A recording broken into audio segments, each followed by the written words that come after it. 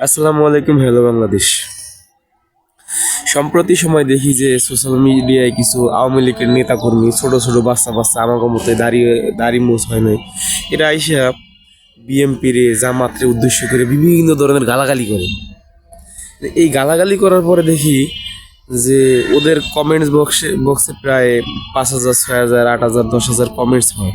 এই কমেন্টসগুলোয় শুধুমাত্র আমি দেখলাম যে হয়তো 3% অথবা 4% হচ্ছে জয় বাংলা লেখা, আর বাকিগুলো প্রত্যেকটা কমেন্টসে যে যা পারে, যে জীবনে ফেসবুক চালায় না সে ঢুকে ওর ভিতরে ওর মায়েরে অথবা ওর বুইনেরে অথবা ওর যে কোনো একজনারে মানে লাগায়, বিভিন্ন ভাষায় গালাগালি করে। ঠিক আছে, ওর মায়েরে বুইনেরে গালাগালি করে। আরে ভাই, এই নেতা হয়ে লাভ কি আপনার? আপনি একটা ভিডিও করার পরে যদি প্রত্যেকটা লোক আপনার মায়েরে বুইনেরে লাগায়, তাহলে আপনার এই নেতা হয়ে লাভ কি? ভালো হয়ে যান ভাই, নিজের ইজ্জত বাঁচান।